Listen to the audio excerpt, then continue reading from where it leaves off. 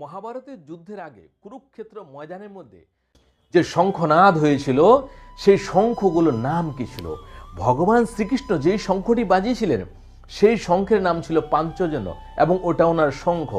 আর অর্জুন যে শঙ্খটি বাজিয়েছিলেন সেই শঙ্খের নাম ছিল দেবদত্ত। আর মহারাজ যুধিষ্ঠির যে শঙ্খটি বাজিয়েছিলেন সেই শঙ্খটির নাম ছিল অনন্ত বিজয়। আর ভীমসেন যেই শঙ্খটি বাজিয়েছিলেন সেই শঙ্খের নাম ছিল পন্ড্র। আর নকুল যেই শঙ্খটি বাজিয়েছিলেন সেই শঙ্খের নাম ছিল সঘোষ।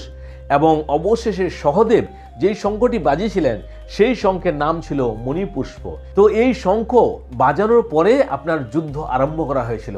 তো আজকে জেনে নিলেন আপনি যে মহাভারতের যুদ্ধের মধ্যে কুরুক্ষেত্র ময়দানের মধ্যে কোন কোন শঙ্খ বাজানো হয়েছিল এবং সেই ধ্বনিতে বোঝা গেছিল তখনই যে জয় কার হবে। কেন যেদিকে আপনার এই সমস্ত শুভ কাজ শুরু করতে